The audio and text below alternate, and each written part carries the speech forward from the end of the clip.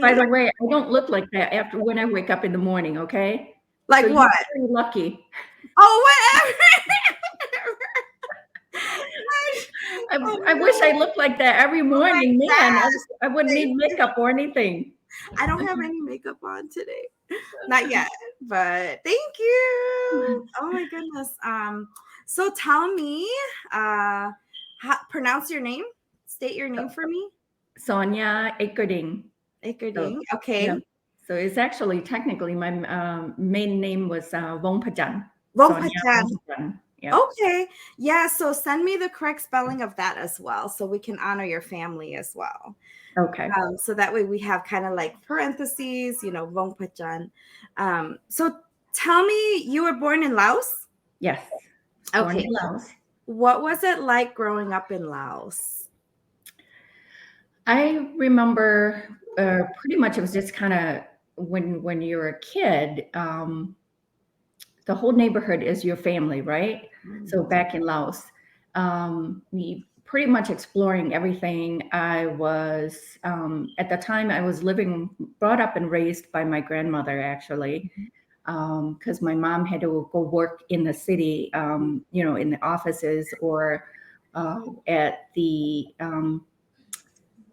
whatchamacallit, at the centers, the learning centers for US or whatever. So, anyways, grandma, pretty much she was kind of like a mother hen, and I was a little chick with her along everywhere, going to the temples, helping her cook food, preparing it for the temple's luncheon, and uh, exploring the woods with her, go gather the sticks for the firewoods for cooking, going out to the rice farm with her, um, you know, pretty much everything, and during the harvest of rice season, I would be there doing it as well, at the age Oh, of wow. 6 or 7.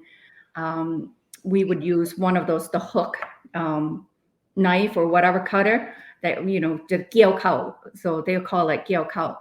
And I would be doing that. And during the rice planting season, I would be doing that with the family.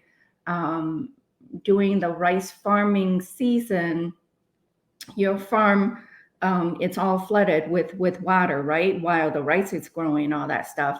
So at night, I would go out to the farm staying there with my older brother, and we would hook um, the fish hooks and go stake them down on along the pathway, and that's how we would go fishing at night. And then at night we would go check. We would take turns going out like every half hour or every hour, just kind of lift up the line to see if if any one of the hooks caught a fish or anything like that. So exploring the forest, going bird hunting.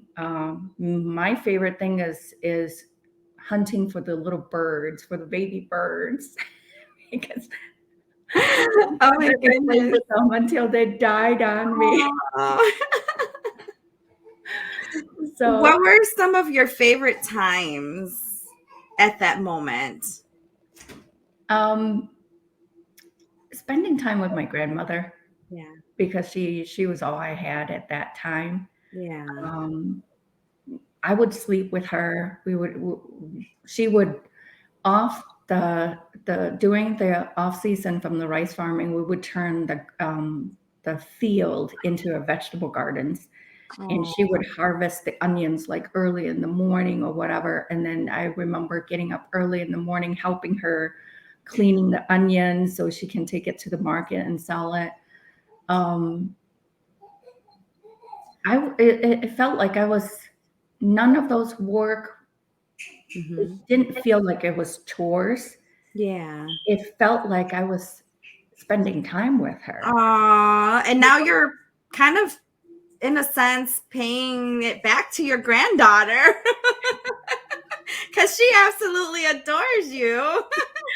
So Oh my and goodness. I love every moment of it, and Aw. I cherish every moment of it. And I, in a sense, I'm kind of had such a good role model from my grandmother, and I'm kind of paying it forward and Right. reminding myself too. It's like the moments and the time that I get to spend with my granddaughter, I want to make it memorable for her. Right. Oh, that's so sweet. So, Now I see why you're so like close to your grandbaby. yeah, Thinking of your grandma. yes. So, at that time, what year was that when you were growing up? The war was over, or was it, just beginning, or how was that? It was kind of like in the midst of it because I was born in 1969. Oh, okay. Yeah, so it was kind of in the midst of it. I was during towards the end of the war. I was only like 5, 6 years old. In 1975, of course, when everything liberated or the Yeah. communists invaded our country, I was only 6 years old. Wow. So remember a lot where the town where I was living in is called Pakao. Okay. And Pakao is, I don't know exact how many miles, but it's on the right out of the skirt of Tat Luang, Hmm. the main temple, the main Vientiane city, the main city Yeah. capital of Laos. So I remember growing up that my mom would always forewarn, being a mixed race child, you're a target, right? No matter what, you're a target to So be. you're a mixed race child? I am actually Oh, okay. What are you mixed with? American.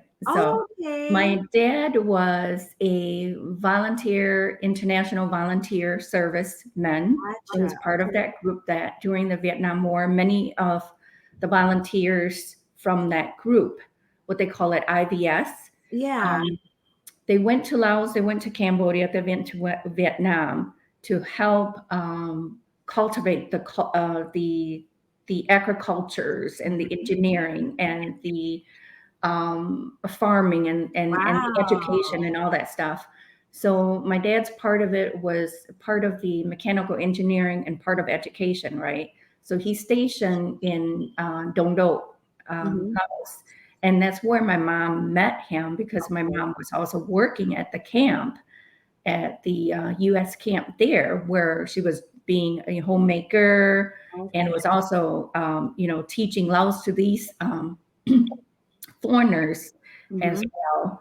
So, and that's how they met. But unfortunately, under the war circumstances, things didn't turn out the way it should have, because through IVS, they only have a 2-year contract. So Mm. each individual can sign up to go to Wow. Laos or Vietnam or wherever for 2 years. So Mm. at the end of the 2 years, you either to have to reapply to volunteer and stay there, or you have to return home.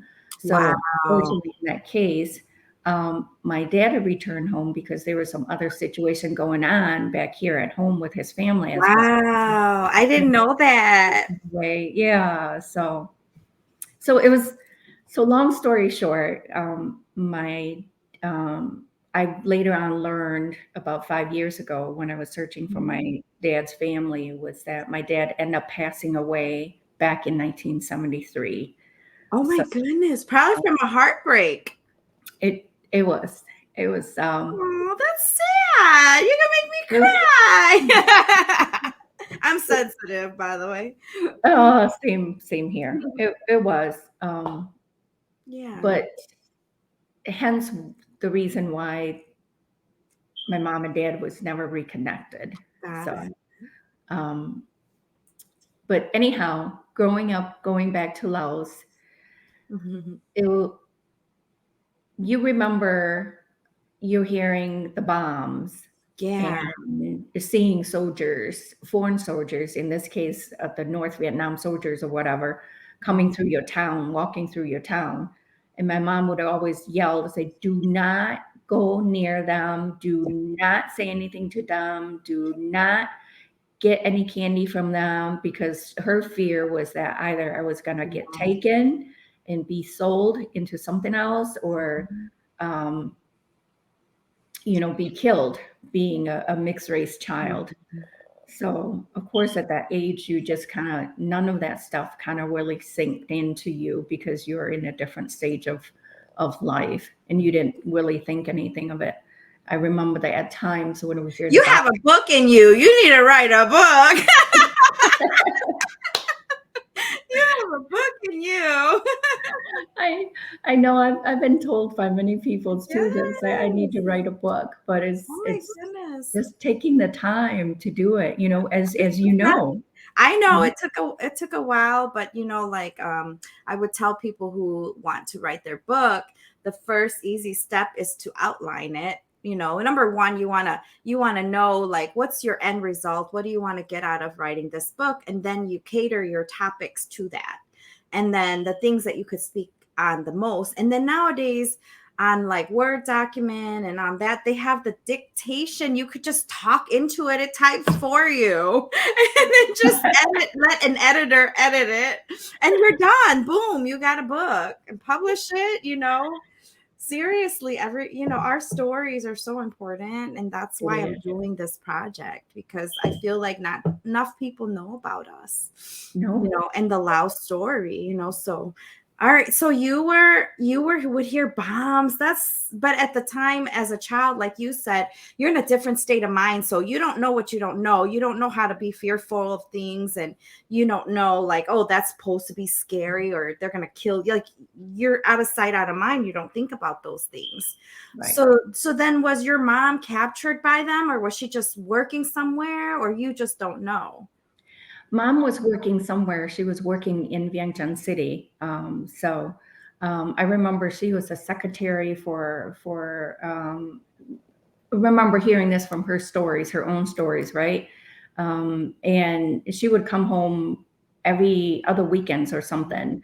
So, and when she comes home, she would bring like treats or candies or, things that she was able to provide to us and groceries for grandma and stuff like that. So, but yeah, so it was just kind of different lifestyle, right? I mean, so and you don't know what you don't know. You don't know how to be scared of it Right. because you didn't see the killing right there in front of you, right?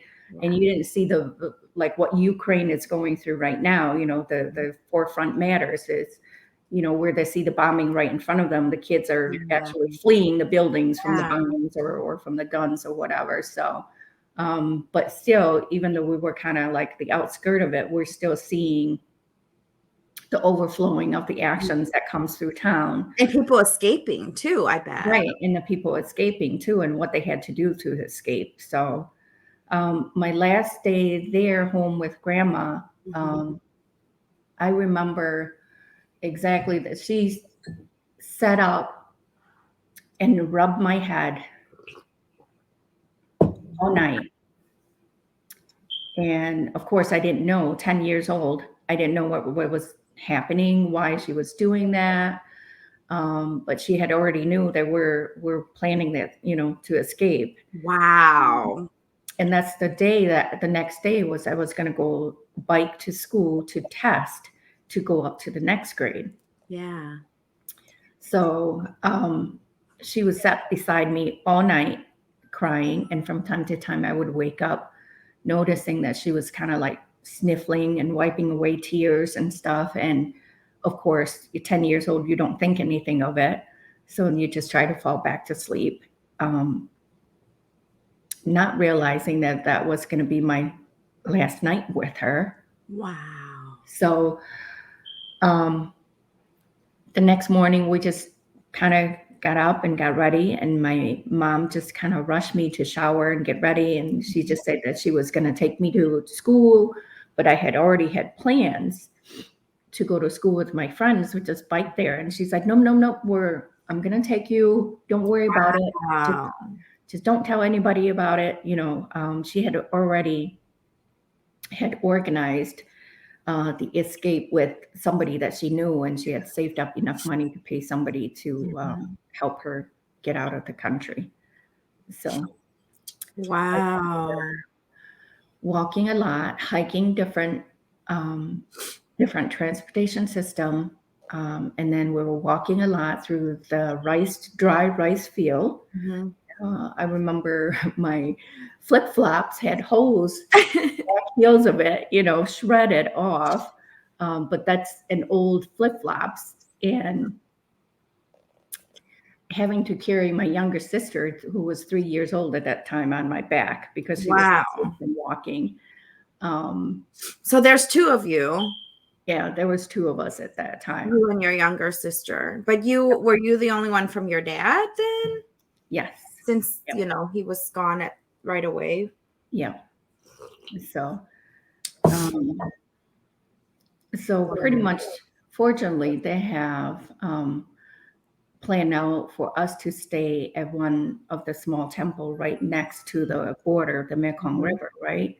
So, and we had stayed there at someone's house, which is next to the temple. And then the following morning, we woke up early in the morning, and there were two monks that was kind of like in the canoe with us, Oh. um, um, going across the Mekong River. And I remember my mom telling me, don't put your hand in the water. Of course, being a 10-year-old, what do you do when somebody tells Yeah. you not to do You that? do it. Oh my goodness. And not realizing the dangers of what could be lying beneath. Oh no.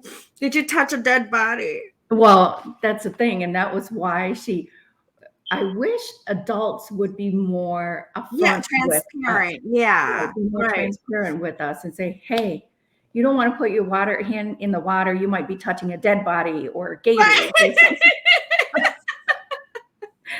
So, but it's, yeah. So what do you do? But then I realized that the water was just so dark at that time that we're just like, Ugh. okay, I better listen. You just don't know what lies beneath. Oh So my gosh, how scary.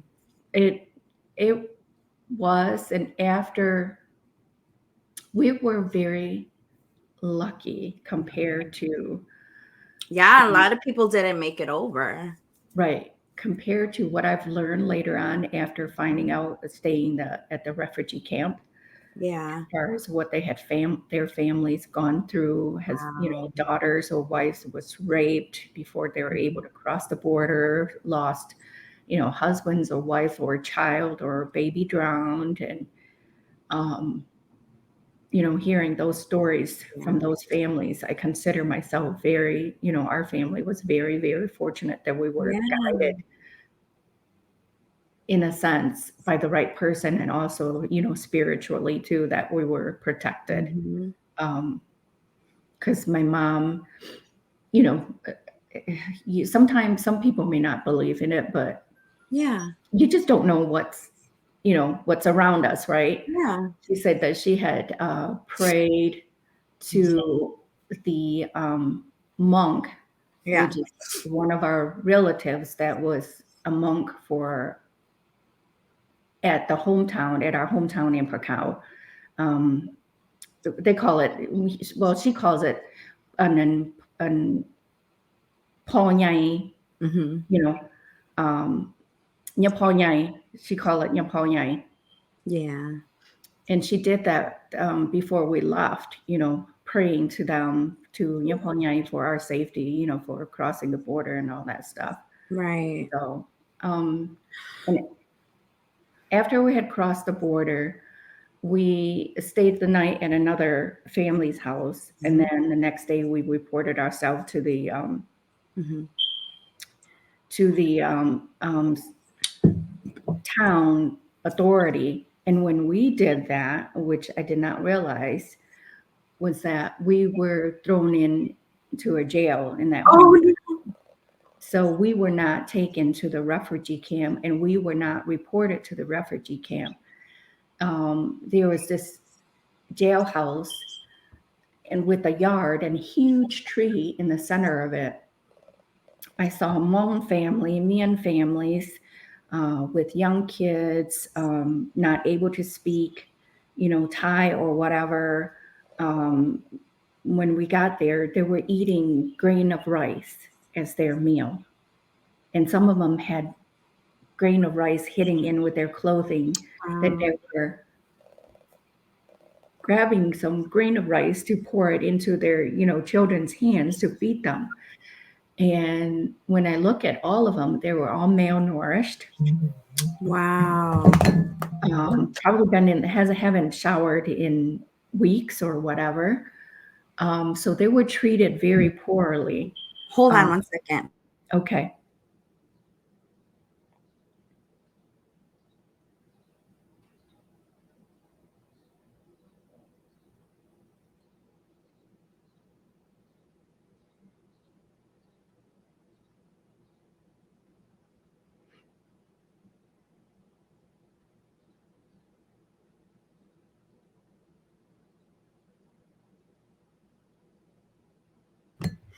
Sorry, I thought it was an emergency.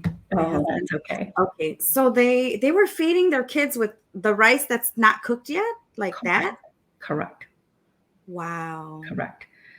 But anyways, so we got thrown into a jail, and comes to find out the jail cell that they put us into, my mom had learned it later on, and I had heard it from adults talking. At that time, I was only 10 years old when we got into Thailand. A young lady was raped, and so she hung herself in that jail cell the night before we got there. Oh my goodness. And of course, my mom was a single mom with 2 girls, right? Wow. Scared, feared for her own life or for her kids' safety as well. We I were heard there. that was going on a lot. Like other people I interviewed, they were saying that the young girls were getting raped and they were used as like servants and Yep. without pay and things like that. Oh my goodness. Yep. There were used as servants as well, because I recall some of the times where they came and got my mom to go help with some cooking in the kitchen, and they were having meetings or whatever, and she had to go help clear and keep clean the food or preparing the food or whatever. These were like the security guards or whatever having a meeting and stuff. We were there probably. It didn't seem long, but it felt like we were there forever. So I made some friends with the Hmong kids. Even though we did not know, the language, we were still doing the sign language and playing, with whatever we had right at that time out in the yard. So during the day, they would let us out and be out in the yard, but then there were tons of guards around. During the night, they would put us in jail cell, and my mom had they only gave us one blanket to shared with 3 of us. So at night, we were getting bit everywhere. And there were times where my mom just had to set up and just all curled up in the corner. And then the 2 of us girls would just snuggle with her so we can, wrap that one blanket around us and not being eaten alive by the mosquitoes and stuff. Wow. So I remember, the next morning we would see mosquitoes bites everywhere on our legs or on our feet or on our arms or whatever. But, she didn't know what to do, didn't know how to reach out, didn't really have any families outside of that area. They wouldn't let us communicate with anybody else, send a letter or anything else or anywhere else, right? During that time, there's no cell phone, telephones, lines you're not permitted to use, right? Right. Yeah. So they're bringing us food that is like this big, huge pot of porridge in a sense, rice and vegetable and everything else is pretty much just bones that's throwing in together and just feeding us with that, giving us a little bowl and one scoop at it, all depends on your family size and stuff. So we didn't get out of there until another family member, well, not family member, but somebody from where we were staying knew us. They wanted to come into the camp, to the jail, to check, to make sure that we weren't there. So we were still there. so when she realized that we were still there, she brought us food from home and all that stuff and more blankets for us to use and all that. And then she had sent somebody from her hometown go back into the refugee camp to let the immigration know that there were some people that got stuck in certain areas and for them to send a bus. And that's how we were able to get out from that jail. So the other people were able to get out too with you guys? Yeah. Oh, okay. So they pretty much, the immigration had sent a bus over to that jail, to that town, and just kind of gathered all of us, and we left town and we went to, I can't remember, there was another refugee camp that when we got there, there was tons of people everywhere, and all of us were just sleeping on a straw mat that was on a dirt, and pretty much in any open ground area that we had seen. And then there was this communal water tank that you go there to get the water that's for cooking, eating, drinking, whatever else, and shower and bathe. And everybody pretty much is kind of, you know, bathe right on the open area. So it wasn't there's no privacy or anything. So we were there, I don't know for how long, but it felt like it was possibly maybe a week or two until we got shipped into a Nong Khai camp. So, and then we were in Nong Khai camp for about a year or so. And then we got shipped out to, it all depends on the stage of our immigration status and where we need to go, right? So they shipped us out from Nong Khai camp to Napo camp. So, but during Nong Khai camp, we had just got there after they had a major or first fire. So we had got to the camp in 1980. We left Laos May of 1980. So I was only 10, 11 years old. When we got into the camp, again, my mom would always said, don't talk to a stranger, don't accept anything. You know, her fear was I was going to get kidnapped and be sold to child trafficking. So that was always been her fear. But being a stubborn and, curiosity, you just got, you explore, right? But I remember one time, she always said, don't go to the garbage dump area. And there's in the Nong Khai camp, there's this huge area where everybody just go and dump everything there. Oh, wow. I remember walking the garbage mounds. Of course, you don't think of anything of it, right? And just kind of be curious, looking for toys or looking for whatever. And I had pulled up, at that moment, I thought it was a plastic doll, a baby body size rubber baby doll. Oh my gosh. And after I pulled it up and I sensed the stench, the rotting stench, and how the body felt, it wasn't like totally hard.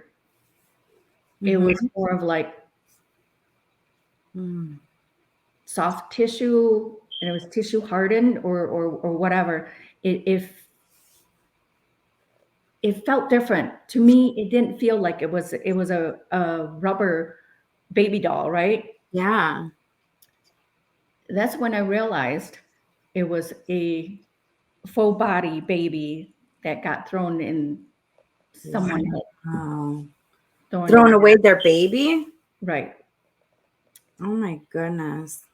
And after that, I heard so many stories too about why the babies were being thrown out or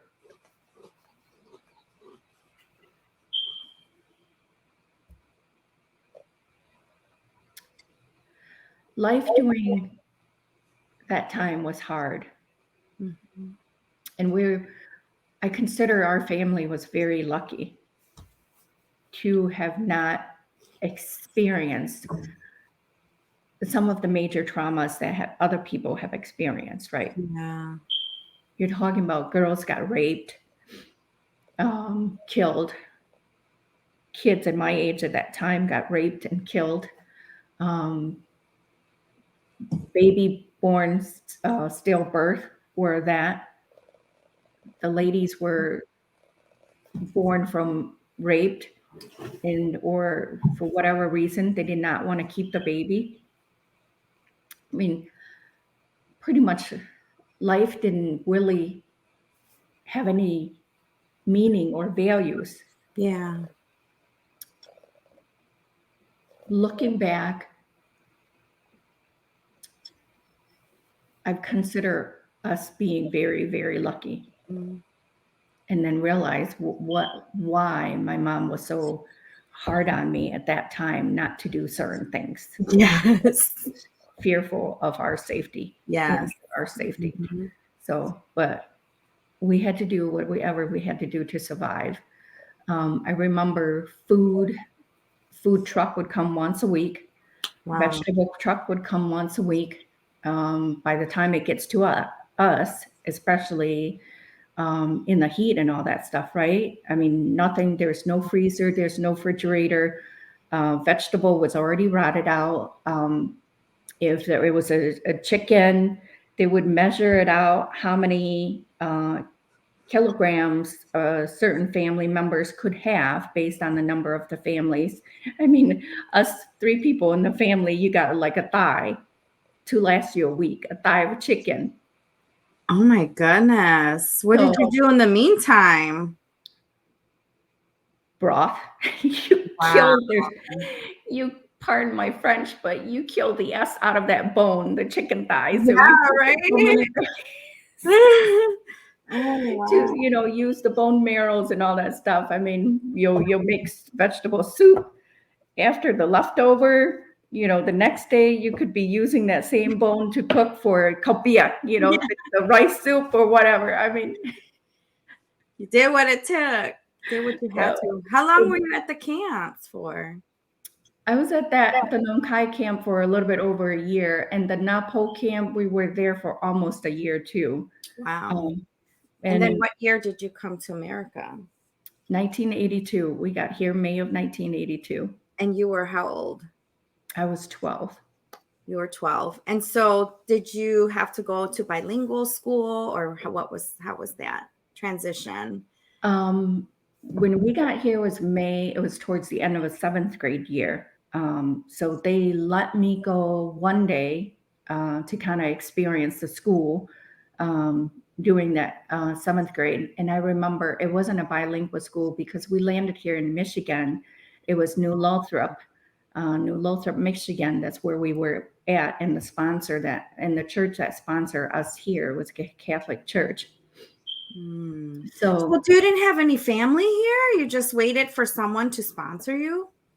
Is that kind my mom at that time knew somebody that had a family here, but however, the Catholic Church, because we had reformed into a Catholic church Mhm. doing the Nong Khai camp. Mhm. So, and mom has gotten to know the priests there and some of the nuns there Yeah. that kind of helped connect us in a sense. Got it. So, Wow.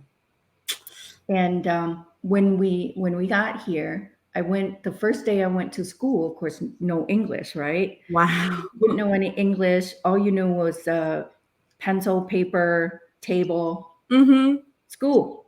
That's what Mhm. you learn in camp, right? Yeah. So, um, I remember I had long hair at that time, way past my butt line. I remember a Caucasian kid Mhm. would just come over. I was just sitting in one of Yeah. the chairs, and he would come over and rub his hand down my hair, and like he was amazed. And how And long your hair was. yes, how long my hair was. He never seen anybody with such a long hair.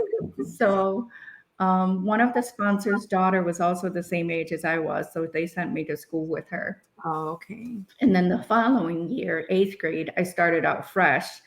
Um, they would have a tutor came in that would tutor me English twice a week and math at the same time. So that twice a week, like doing the math class, they would pull me out and work with me as far as which problems or things that I was struggling with. Mm-hmm. Of course, when you were 12 in Laos, back in Laos, or 10 years old, you were only learning how to add, right? Add or subtract if that was. Right. Here, in 8th grade, you got to start learning division, multiplication, and division, and Right. decimal points and all that stuff. And you're like, what is this all about? And, everything was all foreign to me. Wow. But after my first year, what happens was that fortunately, the sponsor's daughter, they would mirror all of my classes with her. So I would go to the classes with her. Okay. And during that first year, I would follow her and do homework with her and all of that stuff. So she was I had helped. I had, guides, right? Yeah. And then the second year, I was pretty much on my own.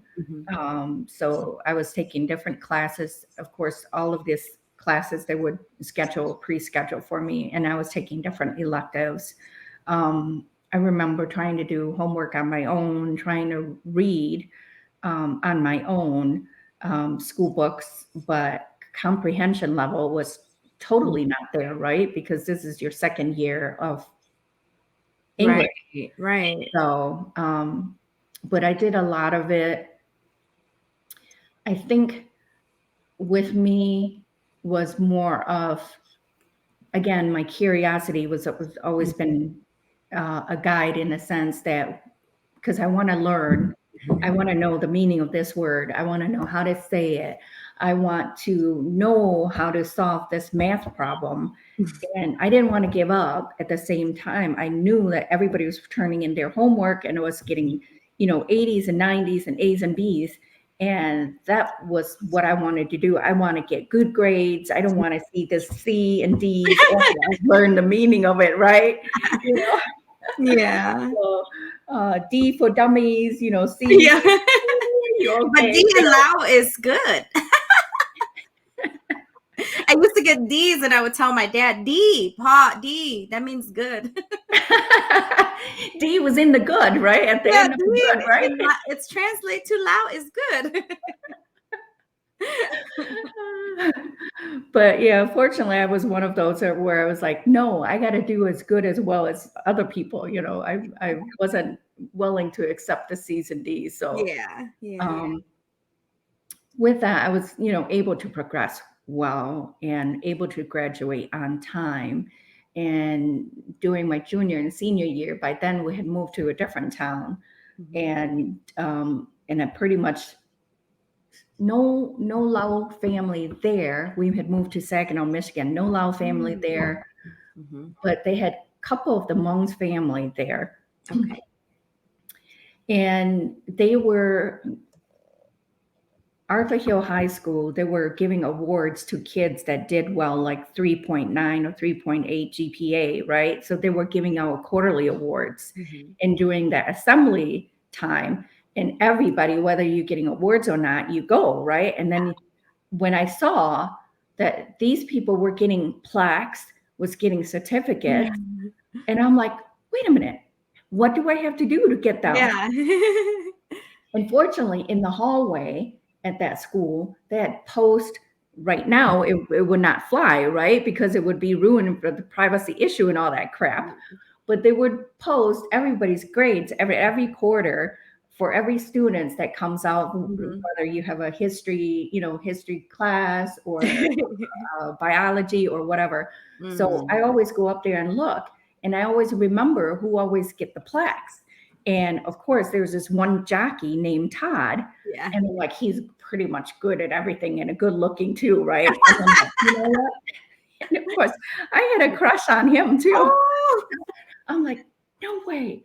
Why the heck is he constantly getting plaques and A's all the time? So I'm like, okay, what classes is he taking, and how is he doing it to get those grades? So, and on top of that, he's playing, football or soccer or Mhm. baseball or whatever. And still he was getting A's. And here I'm not playing any of the sports. Why can I get A's? So come homework time, when I get home, of course, teenage years, our cultures, you have responsibility at home as well, in addition to schoolwork. Right. I would come home, take care of the dishes, prepare the rice, start cooking that, take care of my sister. And then during my cooking time at the dinner table, I would be doing my homework. So, and Mm. I'm like, you know what? I'm going to do this. And I just kind of focus, and anything that I didn't understand, I had, put a star next to it. And Mhm. when I get to class the next morning, I try to go to class early so I can ask the teacher. Of course, Oh. I was also embarrassed too, and I didn't want to ask the teacher that I struggle with certain things in front of everybody. So shy, quiet girl, but at the same time determined to, do Right. well in Oh. school. So, but yeah, I mean, that's how I was able to persevere, Wow. right? By being curious, by wanting to know, by wanting to learn, by wanting to do well. So I started getting, certificates, good GPA certificates. Nice. And I always look forward to like assembly time, where every quarter we would have assembly time, and I always look forward to that. When I got my first certificate, oh my gosh. Even though I wasn't taking like chemistry as hard as a class as that jockey, but I was proud, and I look out in the audience and I was like, here Wow. is dummy girl, foreign girl who has just, been here in the United States, uh, third year, fourth year in her in this Yeah. in education, and was able to achieve a good GPA certificate. So I Wow. was, and that just kind of give me a boost to wanting to do more, and do Mhm. even better, with my education. And I was able to graduate in time with the class, Mm. having to gone through all of that and not having to go through ESL, Yeah. um, Wow.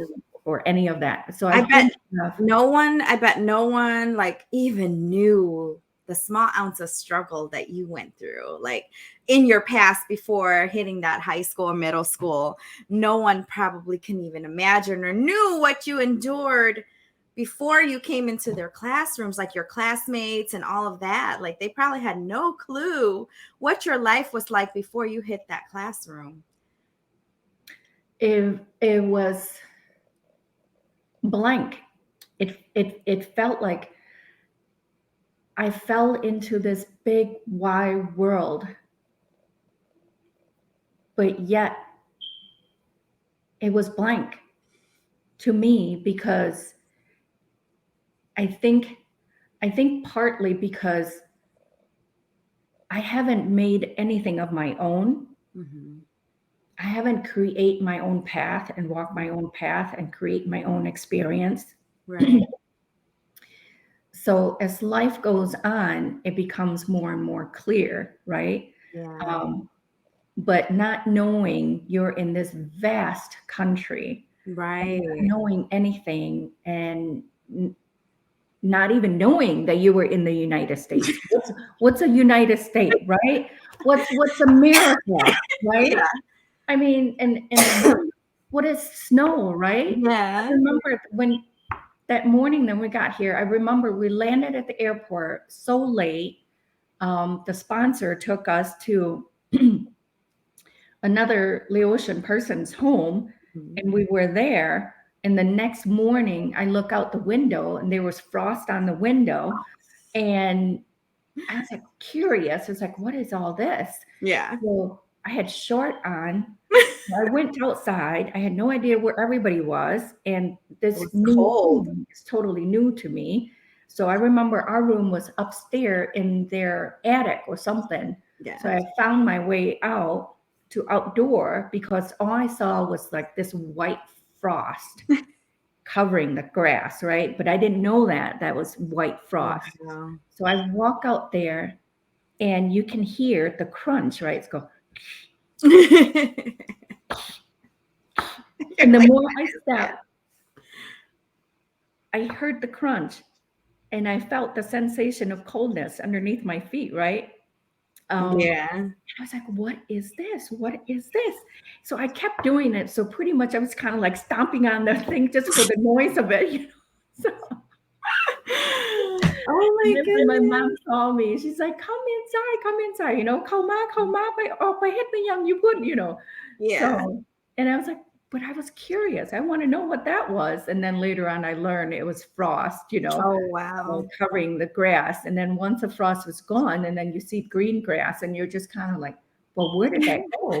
Where did how was the, you know, how did the white stuff gets here? You know, so you haven't learned of anything about science, and you haven't really experienced life in this country and the season and all of that stuff to actually be able to process any of those small moments, right? Those small things. Yeah.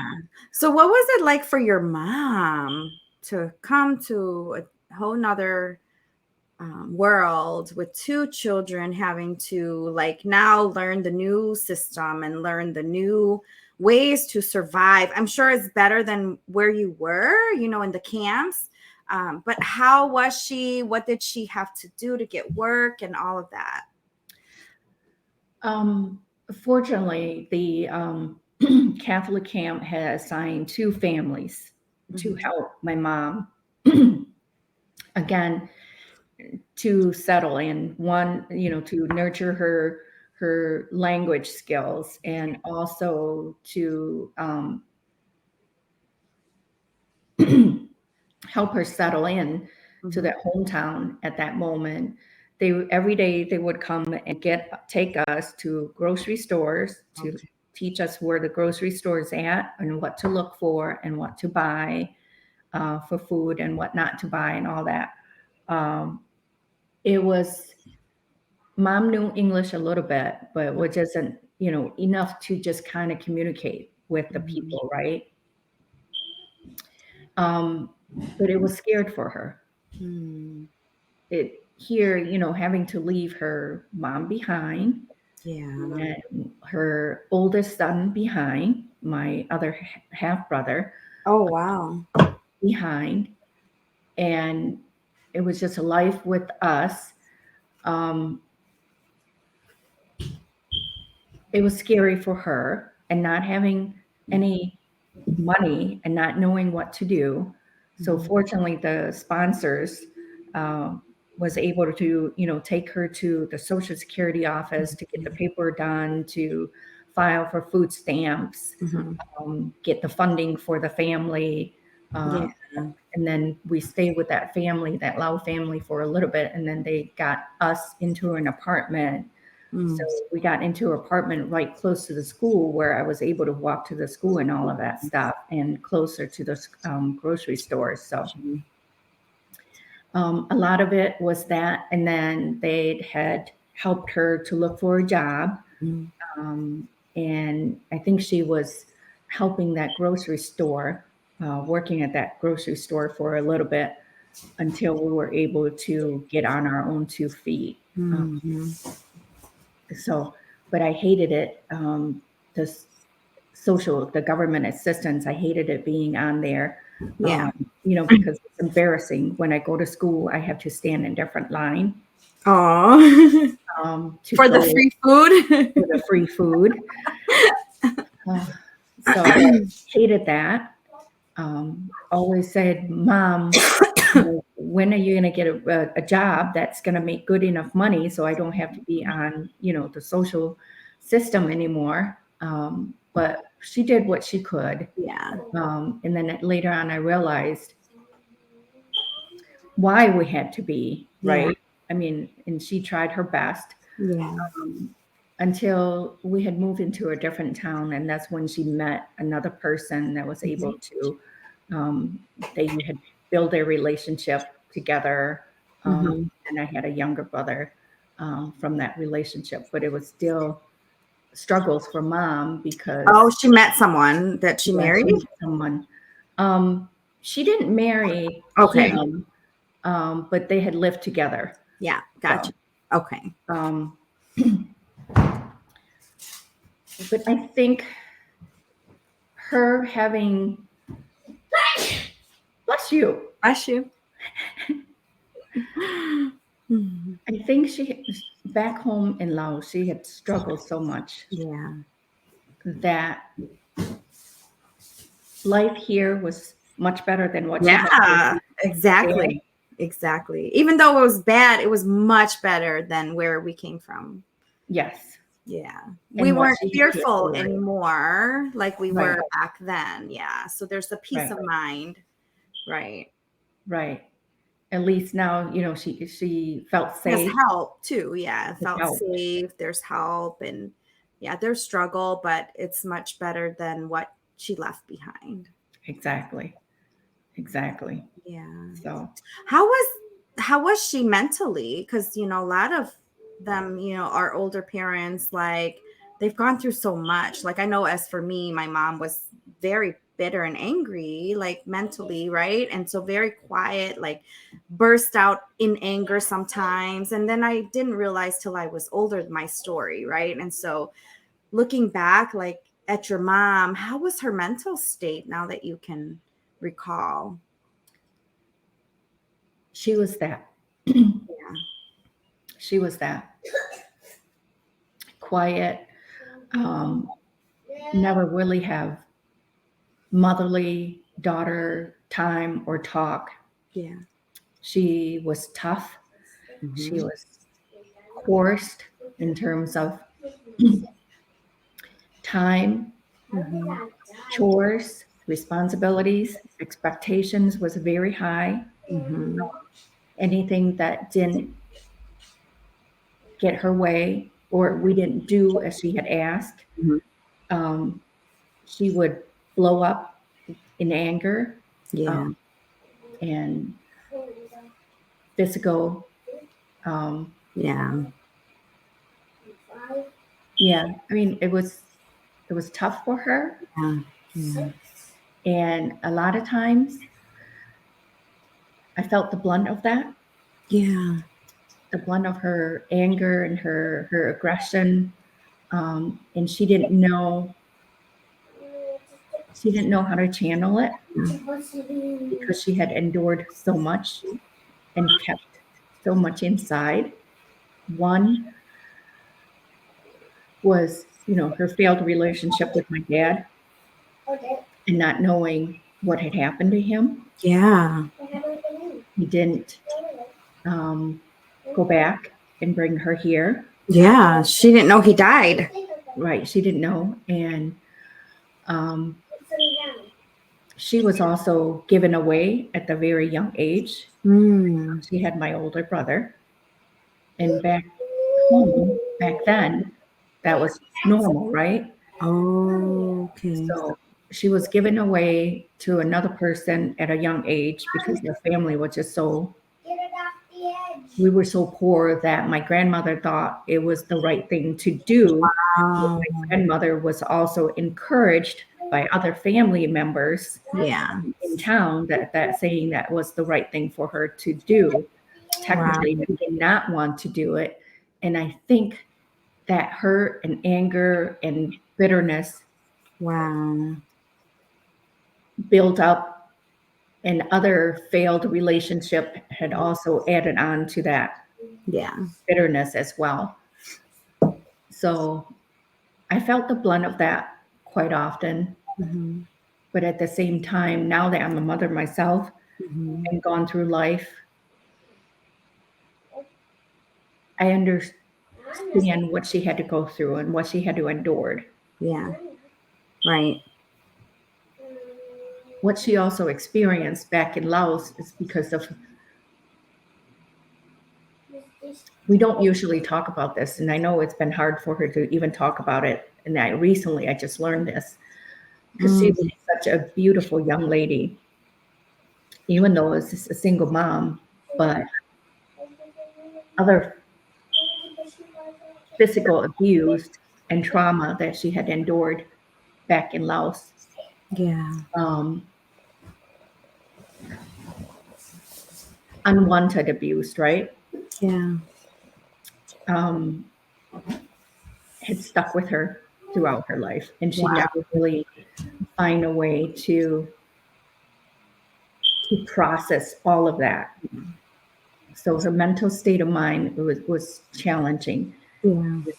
During my teenage years, I've always compared her to other parents, right? Why Hmm. the other parents are so nice, so kind, Yeah. loving to their kids, but why my mom was just so different, full of Yes. anger and full of hatred and full of regrets, and Hmm. hearing, and I think as she gets older, as I more and more, I encourage her to share her stories, because I told her I want to know. I Yeah. want to know how it was for you then. I want to know what you experienced and how you felt then and what happened to you then. I just want the truth, good or bad. I want the truth. And it's healing for them too.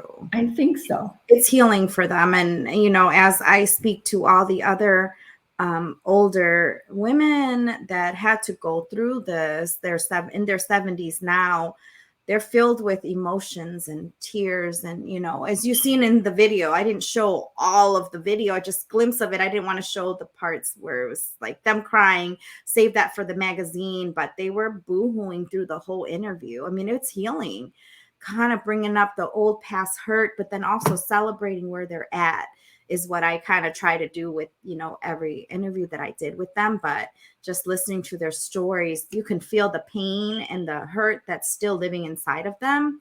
So I'm glad I was able to pull it out, because as they talk about it, they're going to be like more, to like celebrate and think about, wow, look how far I've come.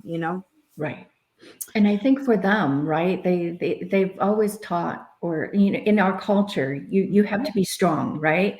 Sharing emotion is not one of those. Yeah, it's a taboo. It's like we're Yeah, not allowed to tell anyone our feelings or share with social workers. If you go to talk to a social worker, you're piba. right. You're piba. You're weak, right? You don't know what Yeah. you're doing. You don't know. You don't Yeah. know how to handle yourself, right? Mhm, mhm. And I think that's probably one of the things, the reason why she doesn't or didn't really want to talk about it. And I think a lot of it too is shame, Yeah. because she was shamed back home being a single mom without a husband and stuff. I mean, she was shamed by the relatives, by the Mhm, mhm. people in the hometown, and I think because of that, it just kind of stayed with her. Yeah. And she didn't know how to process all of that. And of Sure. course, for her to talk about it, these are, to her, these are shaming stories that she didn't want to bring up and she didn't want to talk about because she didn't want people to think less of her, right? I mean, in our culture, pretty much that's how Mhm. the older generation would see it. It's like, oh, เราบดีเราไม่ห่างเราลูกติดเรา didn't have a husband to help her, support her, and all of that stuff. I mean, Yeah, shame has a lot to do with it. I mean, I think that exactly. brought her down even more. But Right. what other people didn't hear or didn't see was that she was providing She not was the victim. right, Yeah. she was a victim. Yeah. And Yeah. not only providing for her family, she was also providing for her older brother's family as well, Mhm. financially, or books for the kids, for her nieces and nephews so they can go to school, Yeah. money for our family so we can so we can buy rice and farm and this and that. So, and the struggles that where she had to ride bicycle in the dark to get from one point to the next, or to go to jobs, and Mm. scared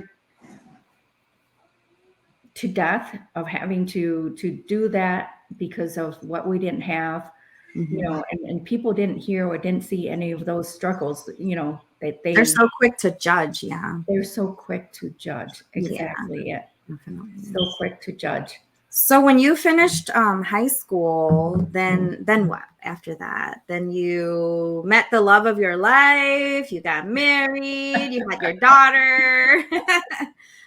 I told myself before I even met anybody, I said, I'm not going to marry anybody until I am 25. I'm not going to marry anybody that smokes or drink. I'm But not it going was to the have opposite. You children. end up with it. We always end up with what we don't want. So I not know. always, but I know. the first So, try. right. So I moved to Rochester, New York after I graduated from high school. Moved to Rochester, New York, to live with an aunt that was there, and she had 7 girls herself. So I Wow. lived there, and that's where I met my ex-husband. Okay. And my ex-husband, his older brother was married to one of my cousins. So, and Mhm. that's how we met. Um, so we got married, bought our own house, had my daughter, and then exactly 3 years later, had my son. But unfortunately, the relationship, of course, he smokes and drinks, and his priority was his friends, right? Not Yeah. us as his, Of course. family. Um, of course, not having a dad in my life, I did not Yeah. want to go through the divorce and having my kids be separated and not having a father in their life. So, Yeah. but it was one of the best decisions I ever made. I realized instead of taking my own life and leaving my kids to him to raise, I just said, there's no way in hell I was going to let that man raise my kids and have my kids turn out to be, junkies or whatever. Yeah. Yeah. Um, so I separated our marriage, Mhm. and after I got laid off from my job, I had moved my kids here to Holland, Michigan with Okay. the family and started all over again. But Wow. I had saved enough money from my previous job that I was a account managers at Frontier Telecommunications in Rochester, New York. Mhm. We're getting quarterly bonus, and every quarterly bonus, I would just tuck it away in the savings account and saved it because I knew it was like, you know what? That was your exit plan. Yes, that was my exit plan. I'm gonna leave this dumbass, pardon Yeah. my French, and I'm gonna do better for myself and my kids. And so I did that, and I saved enough money, and we moved here to Holland, Michigan, and stayed in an apartment for about a year, until I was able to buy land and Mm. purchase a land and build a house. And that's Nice. when I had my mom moved in with me and my Aw. kids. So, start all over was the Right. best part for us, even though as hard as it was for my kids then. My son was too young to understand why mom divorced, his dad. And so he's always asked, and of course I always get blamed. It's like, why you divorced him? What, blah, blah, blah. Of course, Yeah. 7 or 8 years old, and he just wanted, his dad. So, Yeah. but now that he's a lot older, he realized, you know, Wow. I gave him to him straight. I said, what do you want to hear? What do you The want to know? truth. Right. I say, I'm not going to sugarcoat it. And if I give you the truth, and I said, and what I tell you is not for you to hate your dad, but is for you to know the truth. So it Right. may be good or bad, but it's part of life. I didn't want to go through it. Is he still a part of their life now, or you? He's never really been, even Okay. though we offered, Yeah. even when I had a house, he came and stayed with us with the kids Mhm. downstairs, and I would just leave and let him be with the kids and stuff. But he still reach out to them once in a while, Yeah. not enough where the kids deserves, Yeah. Yeah. you know. So I see that as like, well, it's his loss. Yeah. Definitely. Really. And now, does your mom still live there with your stepdad? Um, No, we sold a house Okay. after I had married my second husband and moved to this place. Oh, okay. It was So is too much that your second, your Eggerding is your married name now? correct, Oh, okay. correct. So after we had moved here, we kept the house for a little bit over a year, and at that time, I had my youngest son as well. So Okay. we were paying second mortgage and a daycare, which is a third mortgage, right? So we're Yeah. like, okay. And mom wanted to travel to Laos and stay there for like 6 months. Aw. So, and I'm like, okay, why am I keeping a second Right. house Yeah. and having Exactly. to go there and maintenance, keep up with the Right. maintenance every other weekend and stuff. So finally we sold that house. Of course, when we sold it, it was during when the market was down. So you remarried when your kids were how old? My shoot. I was divorced and alone for about 10 years. Wow. Before I remarried, but Mhm. Lena was already in college. Oh, okay. So, um, been with Eric for about 18 years now. So Wow. Lena's 31. So yeah, Dang. yeah. You've So been with him a long time. yes, But she was young when you were with him.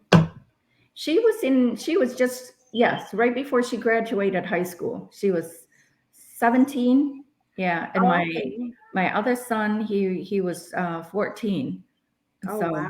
and then Eric had younger kids that was younger than my kids. So we So had his, hers, and how old ours. is Lena now? Lena's 31.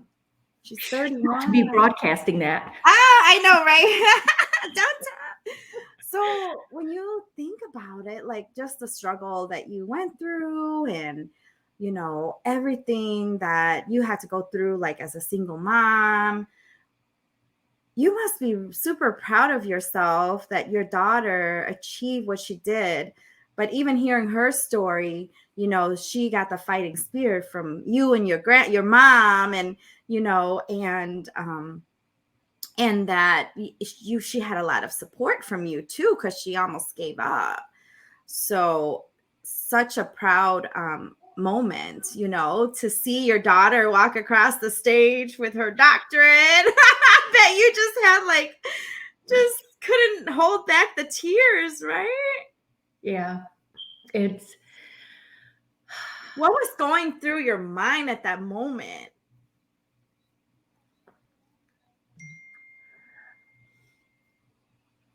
I was proud, but I was more happy for Mm, her knowing that her and my granddaughter will have a brighter future yeah.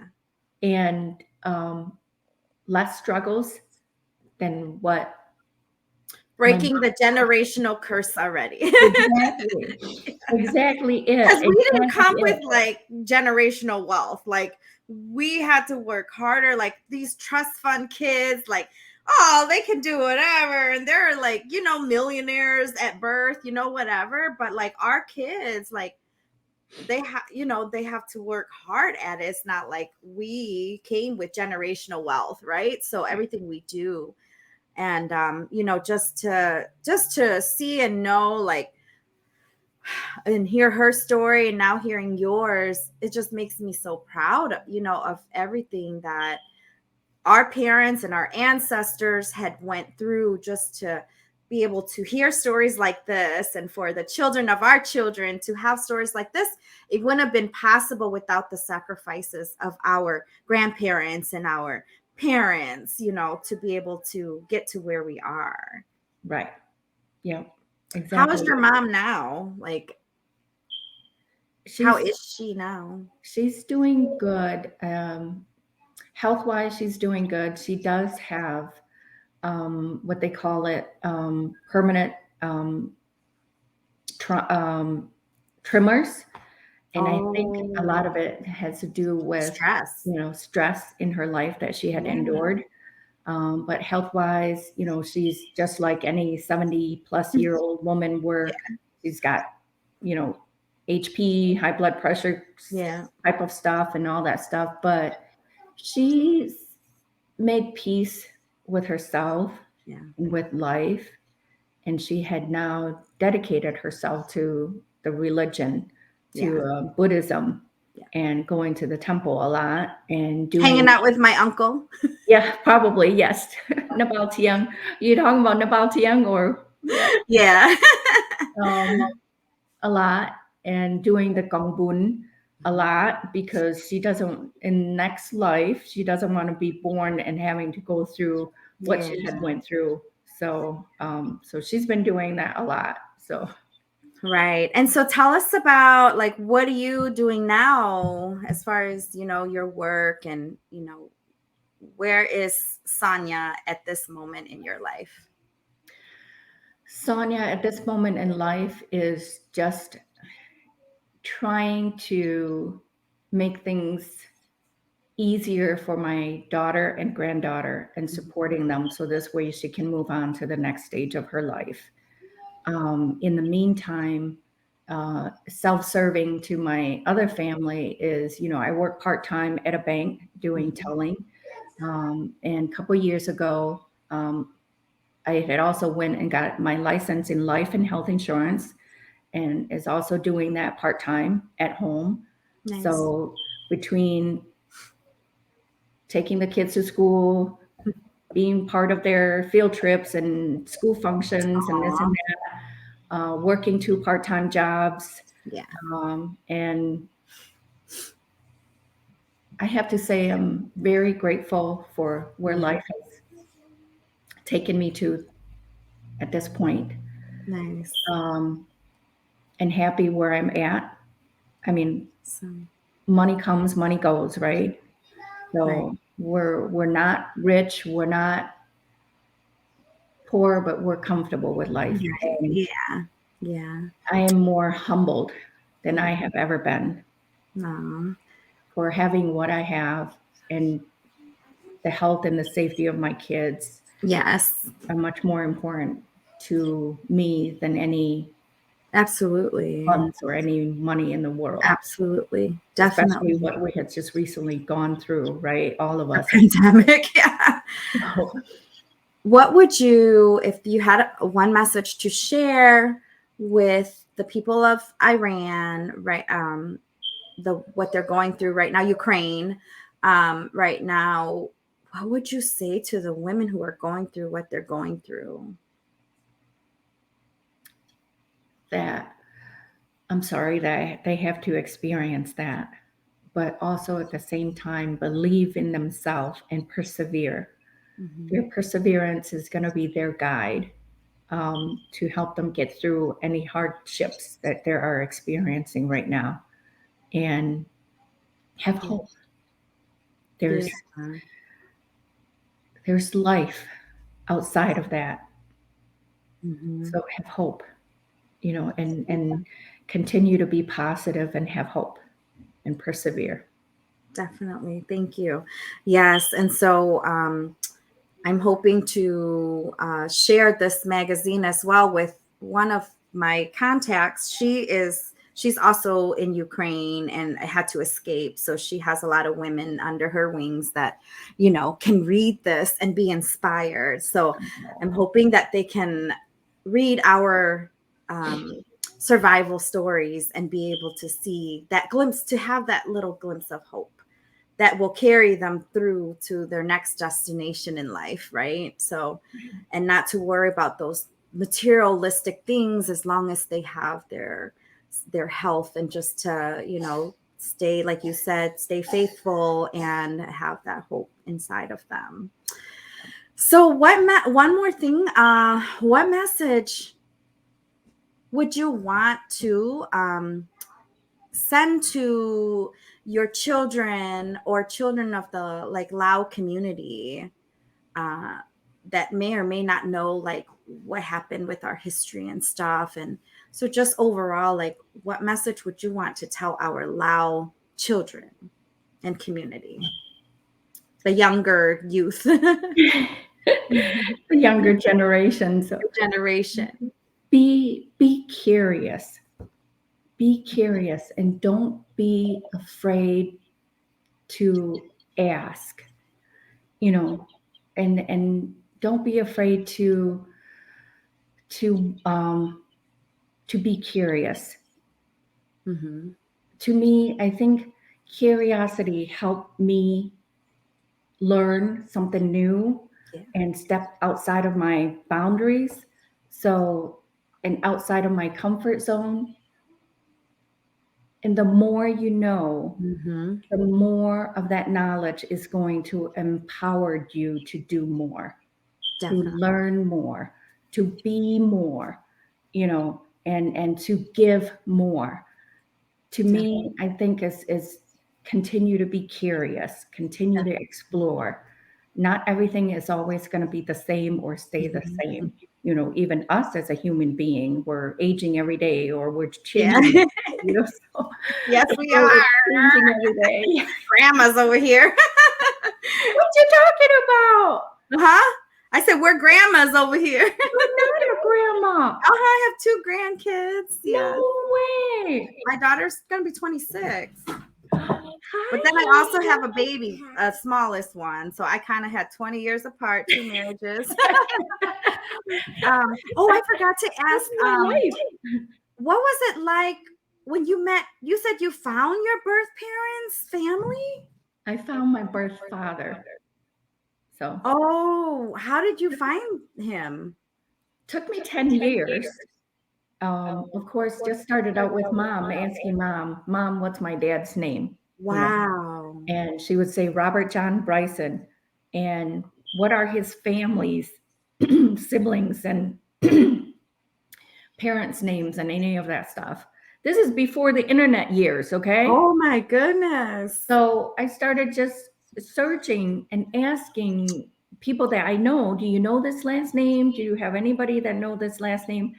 And then when I was working for Frontier Telecommunications back in Rochester, New York, when I had time, and then Google came, the internet was just the beginning of the internet age, right? I would Google and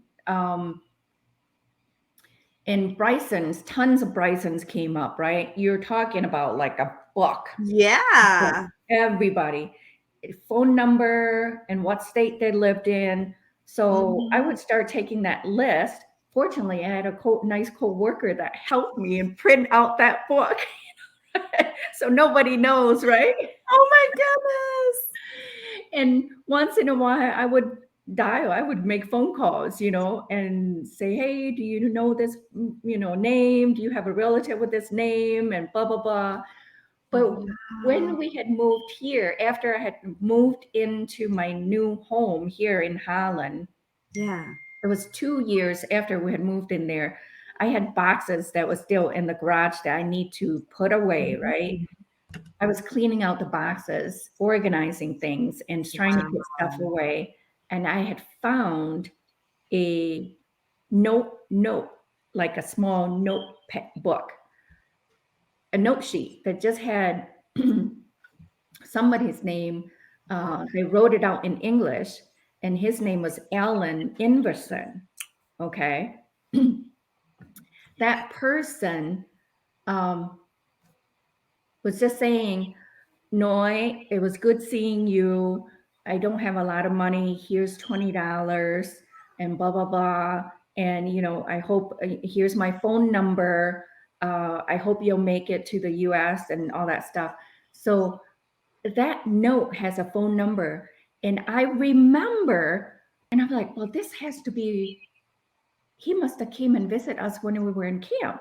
Oh wow. My memory reconnected and said, I remember somebody when I was in Nong Khai camp, went and tried to find me and said that your dad is here. Your dad is here. He's coming here to get you. You're going to be able to go to U.S. now and blah, blah, blah. So I remember running home with that friend. And when I got to my mom, and I asked her, is that, Paul va? And she's like, no, but it's a friend.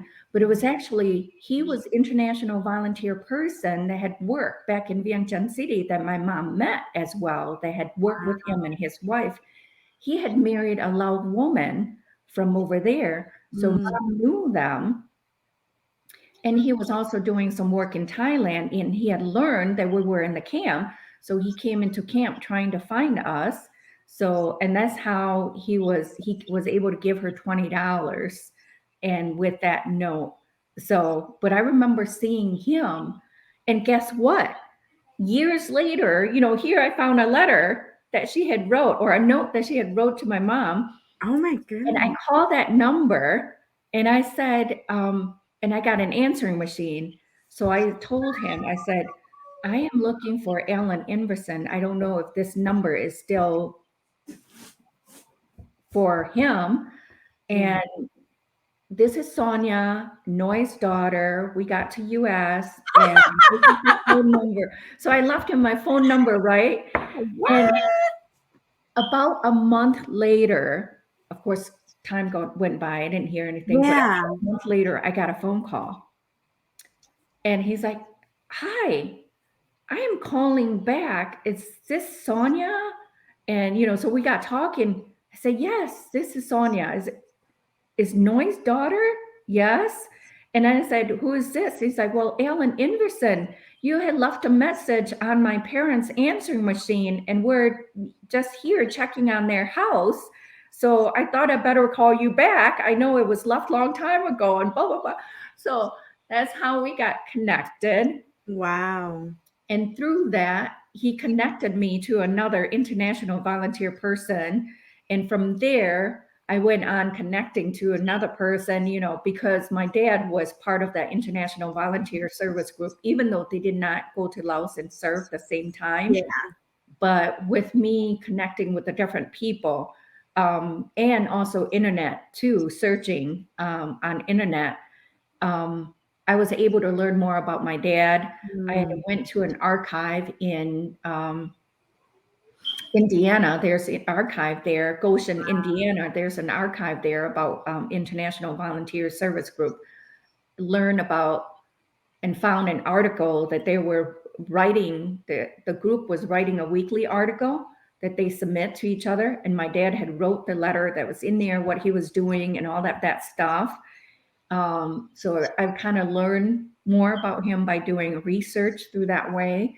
And then one time I was Googling again. I paid a white pages fees, in Yeah. order to get more information and all. Yeah.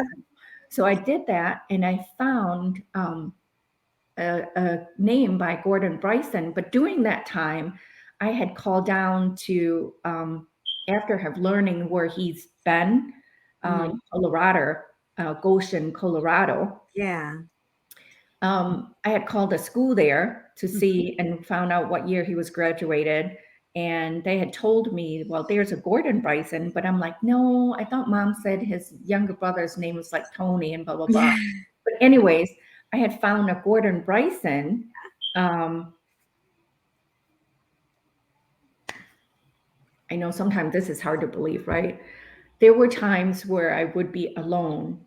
And I remember one day I was driving home from helping doing a translation for another Lao Mhm. individual who was sick in the hospital, and Mhm. was just thinking about and he was suffering cancer at that time, and was driving home and was just thinking about that. And then I was thinking about my dad, and my family, and of course I started crying, and I was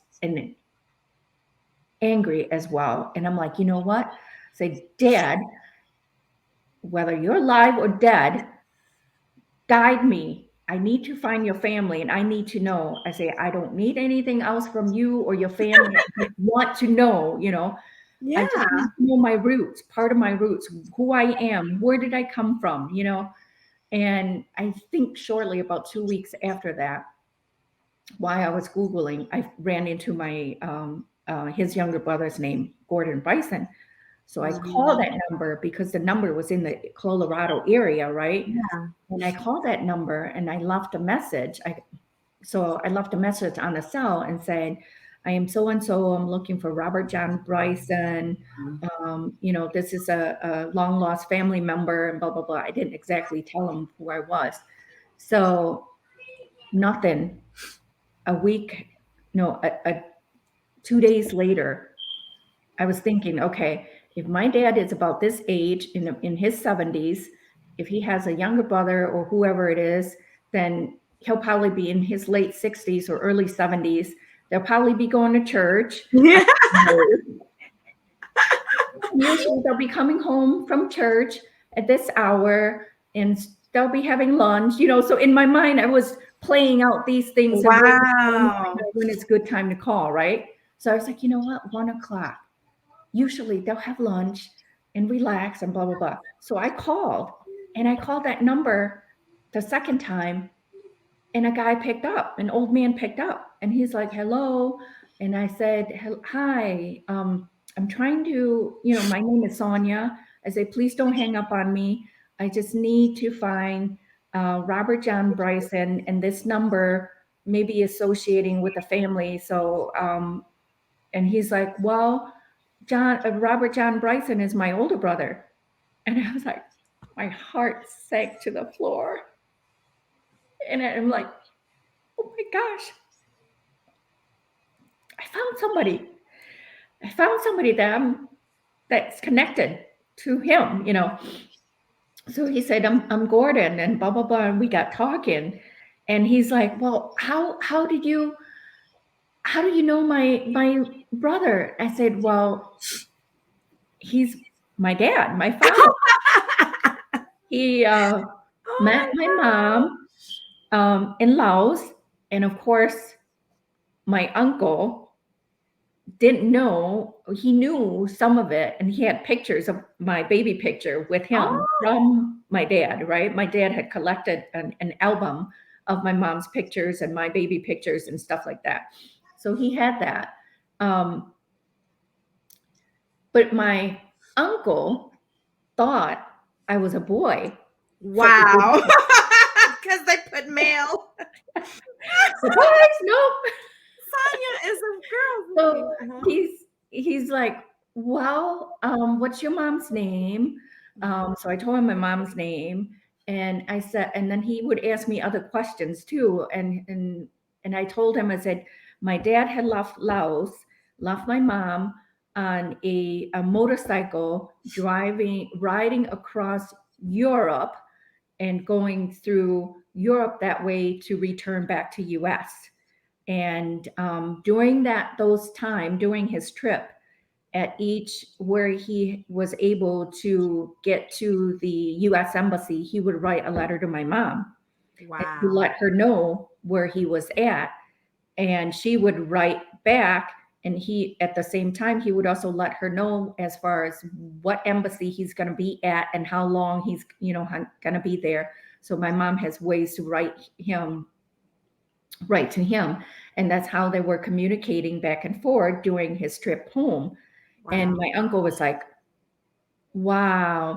Said, well, what's the name of the motorcycle that he was riding on? And I said, well, I think it was Ducati motorcycle. And my uncle was taken back because that was like a red, which I learned afterwards. It was a red motorcycle, Ducati motorcycle that he was riding back with him. And I had a picture of my dad in front of a motorcycle when he was taken in front of the Angkor Wat in Cambodia. So that was one of his trip. Wow. So I said, well, I have a picture of my dad too, in front of a motorcycle. And he's like, oh, so I guess you are real.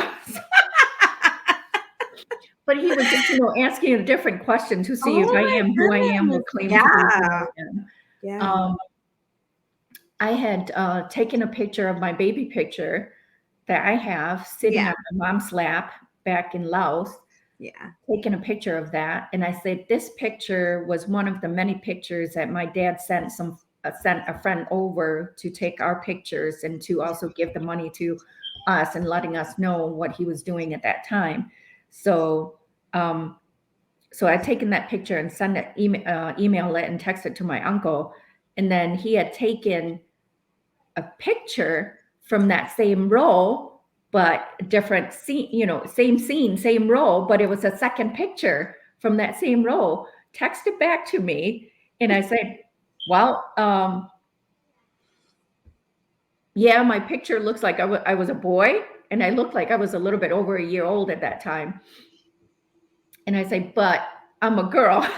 And he's like, I was expecting a nephew, not a niece. So, like, he was excited because I'm the only girl in the family. He has sons and he has many grandsons. So, but he's like, yeah. So shortly after that, I flew out with my mom out to go meet my uncle in Wyoming state. I'm glad I didn't wear my makeup. Oh my But goodness. during our first conversation, you know, he had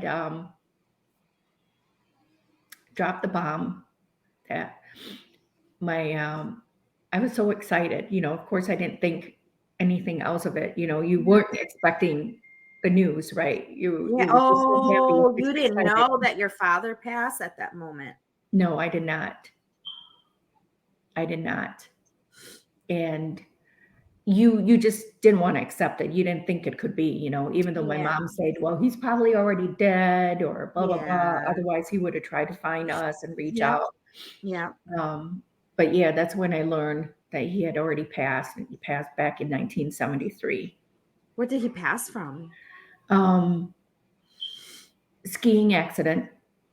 He went up skiing at one of the mountains in Colorado, Rocky Mountains, Colorado, Wow. during one of the blizzard time that he went up there by himself, parked his van in front of a friend, was a doctor. I hope it wasn't, he didn't do on purpose, committing suicide. You know what I'm saying? Like, you Could don't know. very well be. You know what I'm saying? Like, Right. heartbroken that here he has a kid and wife that he can't see, and he's just like heartbroken. Who knows what went on in his mind at that moment, right? Oh, yeah. Could very well be, you know, that he was struggles with his own struggles at that time. Because But he never remarried and anything, right? He was no, just like, he never yeah. remarried. He was going to go back to school. Because it was only 4 years after you were born, from 69 to 73. Right. So it wasn't that long after he left your mom. Wow. Right. So he went down to Duke University, was going to continue his education, but the degrees, because he wanted studies in cultures, and after he experienced the different cultures and volunteers and all that stuff, he wanted to study languages and cultures, and they did not have that at that time. So he was there at Duke University for a little bit. But after returning home, he also run into some other struggles himself, where his dad passed away like September 1972. Yeah, he probably went through a lot of Before. depression. Wow. I'm sure he was struggling himself. Yeah. You know, and his younger brother confirmed that as well, that he was struggling himself, not being able to do what he wanted to do. He was also working on the articles about the war and wanted to sell it to, who was it? One of the major newspaper and news article here. So he wasn't able to do that. I bet you learned a lot from your uncle. I did, you know, his family, his grandmother, his dad. You met all of them? Well, no, they passed away. Oh, okay. They had passed away before they were able to learn about me. But my grandfather went to retire in Costa Rica, and we had recently just went to Costa Rica with my son's field trip. And after we found out that we're going to go to Costa Rica, my uncle told me and say, "Oh, by the way, your grandpa was buried there because he went there to retire there." But he ended up, you know, getting sick from his car accident, and he passed away. We couldn't fly him home to be buried here, so he's buried there. And they gave me the, you know, cemetery information. And so during my Costa Rica trip, I went there this past April. and paid Wow. my respect at the cemetery, even though we weren't able to trace down his exact Hmm. spot because they didn't have a good record of it because Yeah. it's going back to 1972. Right. So, but it's life came in full circles, right? Wow. Oh my gosh. What a story. Yeah, I you was able definitely have to. a book in you. You need to, yeah. That is so amazing. Oh my goodness. Well, thank you for making this happen for me and Absolutely. for other people as well, Absolutely. for giving us a chance to speak and for others to hear our Yes. stories. Yes. I am proud that you Mhm. are doing that, that somebody, the younger generation is doing that. And Mhm. hopefully there's going to be more and more people that's going to help display or help tell Yeah. their stories of their We, parents. we we definitely need to collect these stories before more people pass on. And Yes. then we're not going to have a history book. We're not going to have we're not going to have any of these documents, right? Mhm. And so, not it may not mean a whole lot to my children now that they're young because it didn't mean a lot when I was younger. But as they get older and as they try to discover who they are, where they came from, and they'll see my book in the library and they'll be like, wow, that was my mom's story. That's where we came from, And so that's why I feel like there should be a record of these stories. And that's why I wanted to do this and have a record, digital format, have a digital magazine, and, that can be in the internet forever, or Right. whatever, And so Right. that's the reason why I wanted to do this, so. That's great. So yeah, Well, thank so you for thank doing you it. so much for your time. Oh my gosh, what an amazing story. I cannot Thank you. wait to put it on paper and just share it with the world. How amazing, what a journey you have. And I'm sure it's going to give so many people inspired throughout the world because, as you know, there's still people in the third world countries that are struggling. And so just to give them that glimpse of hope, and with Her Story Matters, we bring on stories from all around the globe, from third world countries, from different women, because we are a women's advocate magazine.